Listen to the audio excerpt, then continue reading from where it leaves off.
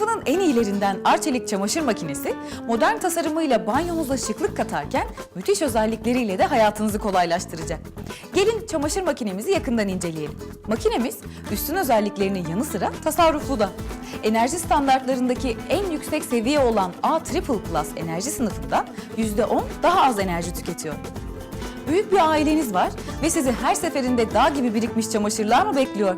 Ya da yaz geldi ve kış boyunca kullanılan yorgan ve nevresimlerin yıkanma vakti diye mi düşünüyorsunuz? İşte makinemiz 65 litre hacmi, 60 santim derinliğiyle 10 kilograma kadar çamaşırlarınızı tek seferde yıkayabilecek kadar geniş ve kullanışlı. Çamaşırları makinede yıkamak tamam. Peki ya kıyafetlerde karşılaştığım zorlu lekeler?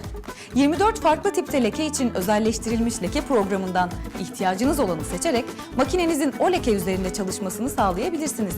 Böylece lekeler artık kabusunuz olmaz. Ne harika değil mi? Akıllı makinenizin sunduğu bir başka kolaylık da buhar destekli havalandırma programı. Sizin de çamaşırlarım yıkanmayı gerektirecek kadar kirli değil, şöyle bir havalandırsam yeter dediğiniz anlar vardır. Makinemiz böyle durumlarda yaklaşık 20 dakikalık programıyla çamaşırlarınıza yoğun buhar uygular, onları havalandırır ve tazelik kazandırır. Üstelik buhar, çamaşırlarınızın liflerinin arasına girerek kırışıklıkları rahatlatır ve ütü süresini 1/3 oranında kısaltır.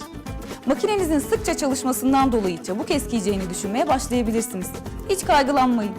Özel olarak geliştirilen ProSmart Inverter motorumuzda standart motorlarda kullanılan fırça yapısı mıknatıslarla değiştirilmiştir. Bu sayede sürtünme olmadığından motor yıpranmaz ve hem enerjiden tasarruf edilir hem de motorun ömrü uzar. Gördüğünüz gibi Arçelik hayatımıza yenilikler katmaya devam ediyor. Umarım siz de hayatınızı kolaylaştıracak bu yenilikleri en kısa sürede keşfedersiniz. Sizi de bu yenilikleri keşfetmek için mağazalarımıza bekliyoruz.